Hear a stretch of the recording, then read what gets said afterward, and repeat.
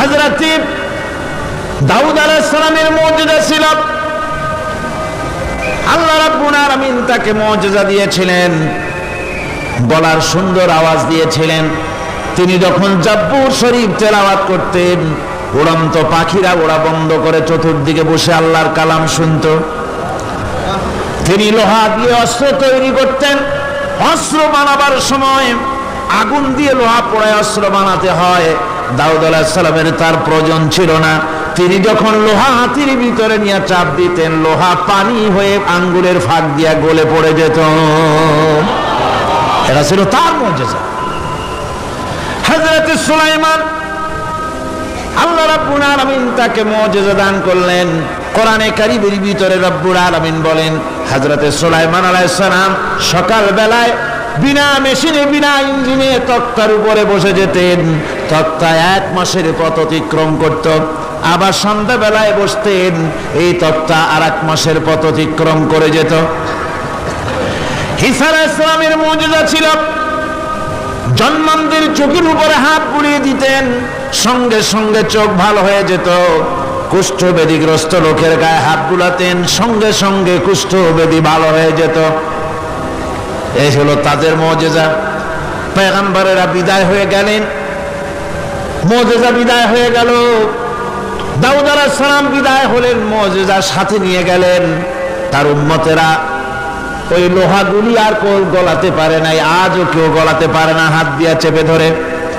সুলাইমান আলাইহিস সালাম দুনিয়া থেকে বিদায় হয়ে গেছেন, মুজিজা নিয়ে কবরে চলে গেছেন। আজ আর তার অনুসারীরা অথবা দুনিয়ার কোন মানুষ বিনা ইঞ্জিনে তক্তায় বসে আর হাওয়ায় উঠতে পারবে না।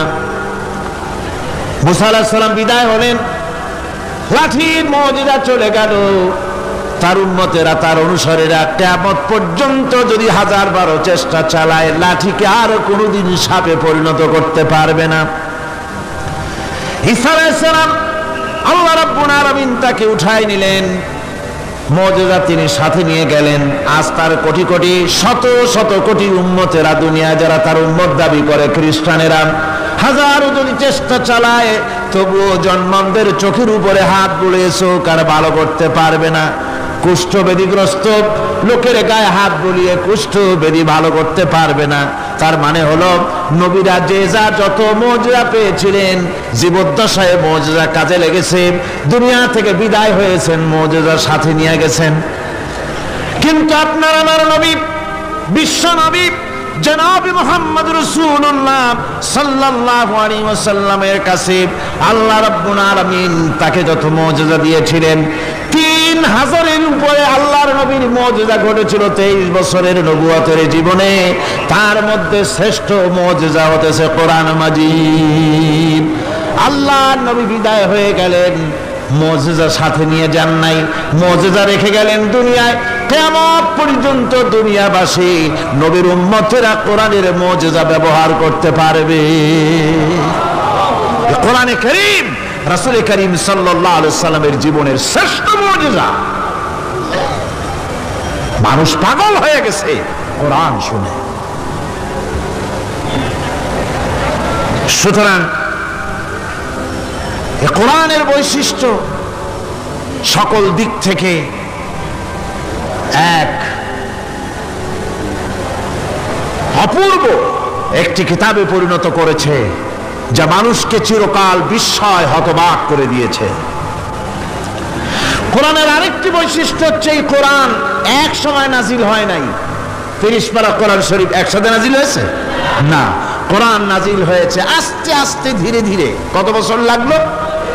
23 বছরেরও কিছু বেশি সময় ধরে কোরআন ধীরে ধীরে রাসূল করিম সাল্লাল্লাহু আলাইহি সাল্লামের কাছে অবতীর্ণ হয়েছে। এমনটি আর কোনো কিতাব হয়নি, যা আর কোন ধর্মগ্রন্থ যারা অন্যরা দাবি করে, এরকম হয়নি। কোরআনে কারীমের আরেকটি বৈশিষ্ট্য হচ্ছে, যখন কাগজ ছিল না, ছাপাখানা ছিল না, এমনকি টেপ রেকর্ডার ছিল না, তখনকার নাজিলকৃত কিতাব যেভাবে নাজিল হয়েছিল সেইভাবে আজ পর্যন্ত অবিকল টিকে আছে, টিকে থাকবে ইলা ইয়াউমিল কিয়ামা। কিয়ামত পর্যন্ত কোরআনে কারীমের এই অকৃত্রিম অবিকৃত অবস্থায় কোরআনে কারীমের এই শান, এই বরকত টিকে থাকবে। এই জন্য কোরআন শরীফ হচ্ছে এই পৃথিবীর মহাবিশ্বের মহাবিস্ময়। কোরআন হচ্ছে পৃথিবীর মহাবিশ্বের মহাবিস্ময়।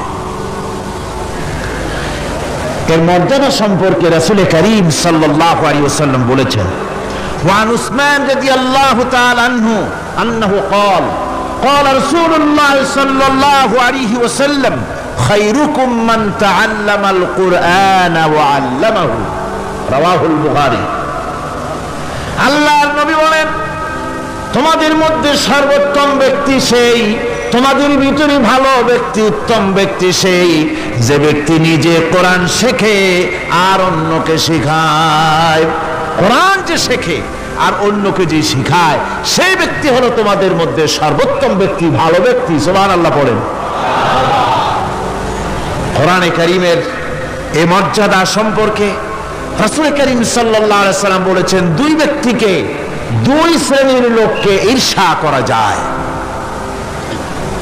অমুকে বিরাট বাড়ি করেছে, সে বাড়ি দেখে হিংসা হয়, আমি ওরকম বাড়ি করব, অমুকের মতো নেতা হব, অমুকের মতো বড় লোক হতে হবে। পরশ্রী কাতরতা অথবা ঈর্ষা করা, এরকমের ঈর্ষা করা জায়েজ নাই। রাসূলুল্লাহ বলেছেন দুই ব্যক্তির সঙ্গে ঈর্ষা করা যায়। আন ইবনে ওমর রাদিয়াল্লাহু তাআলা আনহু আন্নাহু ক্বাল ক্বালা রাসূলুল্লাহ সাল্লাল্লাহু আলাইহি ওয়াসাল্লাম লা হাসাদা ইল্লা আলাল ইসনাইন, দুই ব্যক্তি ছাড়া অন্য কারো সাথে হিংসা করা যায় না, রিস্ক করা যায় না। কোন কোন ব্যক্তি? রাজুলুন আতাহুল্লাহুল কুরআন ফাহুয়া ইয়াকুমু বিহি আনা আল-লাইলি ওয়া আনা আন-নাহার, ওই ব্যক্তির সঙ্গে ঈর্ষা করা যায়, হিংসা করা যায় যে ব্যক্তিকে আল্লাহ পাক কোরআনের ইলম দান করেছেন, সে ব্যক্তি দিন রাত কোরআন তেলাওয়াত করে, কোরআনের উপরে আমল করে, কোরআনের উপরে থাকে, মানুষকে কোরআনের দাওয়াত দেয়। ওই লোকের সাথে ঈর্ষা করা দরকার যে তার মতো হতে চায়। ওয়ারাজুলুন আতাহুল্লাহু মালান ফাহুয়া ইউনফিকু মিনহু আনা আল-লাইলি ওয়া আনা আন-নাহার, মুত্তাফাকুন আলাইহি, বুখারী মুসলিমের হাদিস। রাসূলুল্লাহ বলছেন, অন্য আরেক ব্যক্তি হচ্ছে যে ব্যক্তিকে আল্লাহ পাক মাল দিয়েছেন, সম্পদ দিয়েছেন, ওই ব্যক্তি তার মাল আর সম্পদকে দিন রাত দুহাতে আল্লাহর রাস্তায় খরচ করে। তার মতো হওয়ার জন্য তার সাথে ঈর্ষা করা যেতে পারে। আমার বন্ধুগণ, এই কোরআন হচ্ছে এমন এক কিতাব যে কোরআনকে নিয়ে যারা অগ্রসর হয় আল্লাহ তাদেরকে বাড়ায় দেন, আর কোরআনের সাথে যারা হিংসা করে, বিদ্বেষ করে, আল্লাহ তাদেরকে অধঃপাতিত করে দেন। আন ওমর ইবনে আল-খাত্তাব রাদিয়াল্লাহু তাআলা আনহু قال قال رسول الله صلى الله عليه وسلم ان الله يرفع بهذا الكتاب اقواما ويضع به آخرين, রাওয়াহু মুসলিম। হযরত ওমর রাদিয়াল্লাহু তাআলা আনহু বলছেন যে আল্লাহ পাক এই কোরআনের সাহায্যে এক শ্রেণীর লোককে প্রতিষ্ঠিত করবেন দুনিয়ার বুকে, এবং আখিরাতেও আরেক শ্রেণীর লোককে করবেন অধঃপাতিত। যারা কোরআনের সাথে বিরোধিতা করবে, তারা যদি হিরো হয়, আল্লাহ তাদেরকে জিরো বানাবেন। কি বানাবেন? জোরে কোন, জোরে কোন, কি বানাবেন? জিরো বানিয়ে দিবেন। আর কোরআনকে নিয়ে যারা আগ বাড়ে, তারা যদি জিরো হয়, আল্লাহ পাক তাদেরকে কি বানায় দেন? কোরআনের সাথে বিরোধিতা আজকের নতুন কিছু নয়, আবহমান কাল থেকে কোরআনের সাথে চলছে বিরোধিতা। বিশ্বকবি, কবি সম্রাট আল্লামা ইকবাল, আল্লাহ তাকে জান্নাতুল ফেরদাউস নসিব করুন, সবাই বলুন আমিন। আল্লামা ইকবাল বলেছেন, সতীজা কর রহা হ্যায় আসল সে টাইম রোজ, সতীজা কর রহা হ্যায় আসল সে টাইম রোজ, চরাগে মুস্তফা भी से शरारे बुल हबीस। মুহাম্মদ সাল্লাল্লাহু আলাইহি ওয়াসাল্লামের দ্বীপ শিখার সাথে, আল্লাহর দ্বীনের সাথে আবু জাহাল। আজ দেখুন বাংলাদেশের শিক্ষাঙ্গনে, কলেজ ইউনিভার্সিটিগুলিতে কোরআন পড়ানো হয় না, বলেন ঠিক কিনা? আমাদের বিশ্ববিদ্যালয়গুলিতে কোরআন পড়ানো হয়, তাফসীর পড়ানো হয়, হাদিস পড়ানো হয় না। হাদিস কোরআন আল্লাহর কালাম পড়ানো হয় না বলে অবস্থা কি হয়েছে? হাদিস থেকে মিলায় নেন। ইন্নাল্লাযী লাইসা ফি জাওফিহি শাইয়ুম মিনাল কুরআনি কাল বাইতিল খারিব। কোরআন নাই তো সারা বাড়ি, কোরআন নাই তো কি আছে? যে ঘরের মধ্যে মানুষ নাই, উল্লুক থাকে, ভাল্লুক থাকে, শয়তান থাকে, তেলাপোকা থাকে, সারপোকা থাকে, হিংস্র প্রাণী ভরপুর থাকে। যে শিক্ষা প্রতিষ্ঠানে কোরআন পড়ানো হয় না, সেখানেও সন্ত্রাসীরা বাস করতে পারে, ভালো মানুষ টিকতে পারে না।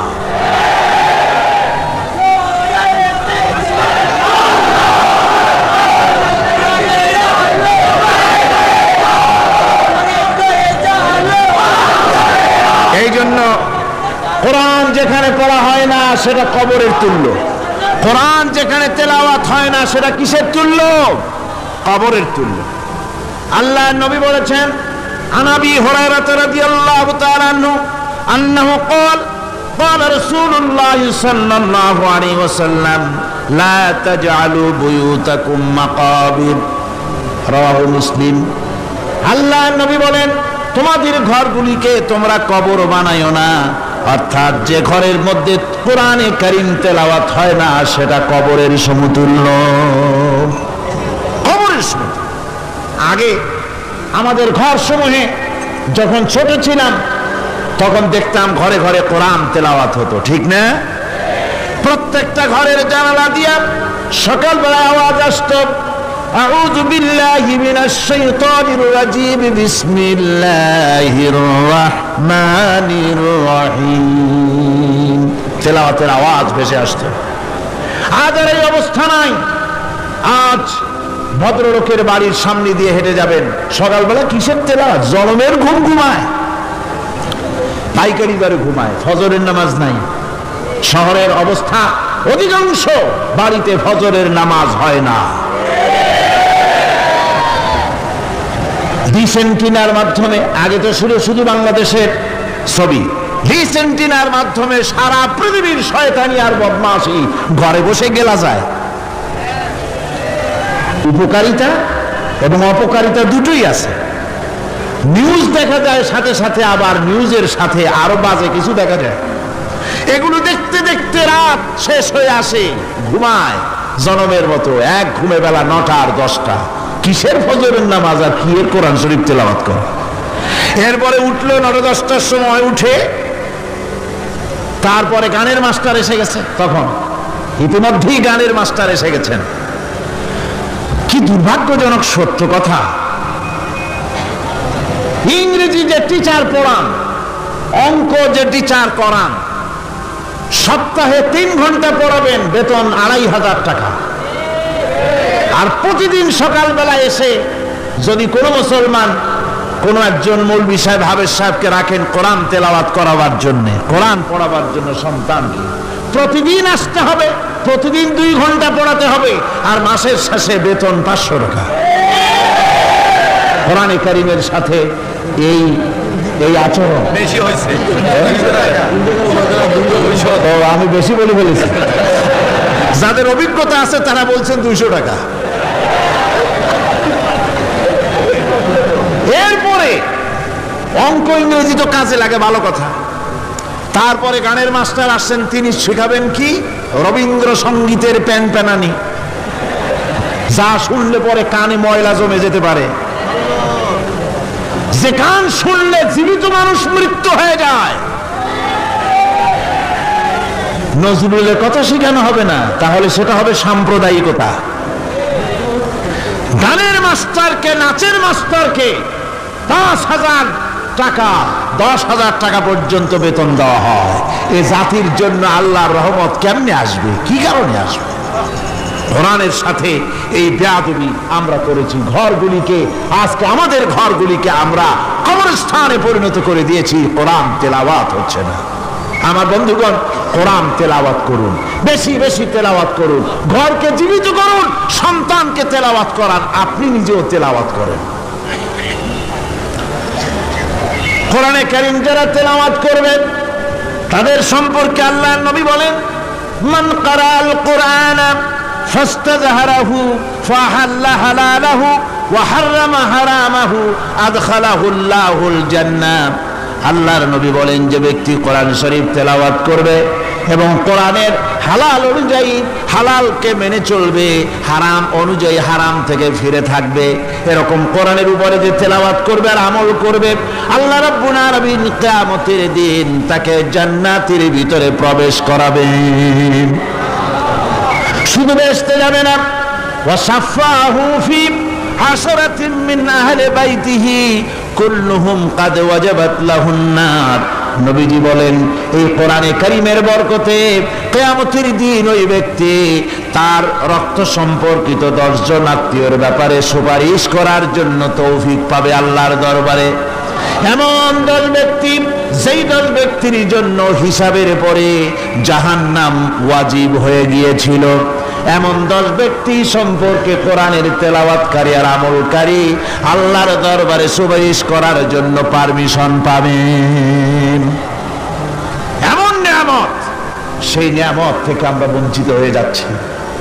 আমি বলি না যে আপনারা কলেজ ইউনিভার্সিটিতে ছেলেদের পড়তে দিবেন না, আমি তা বলি না। তারা কলেজ ইউনিভার্সিটিতে বিলক্ষণ পড়াশোনা করুক, কিন্তু তাদেরকে কোরআন শরীফ শিখান।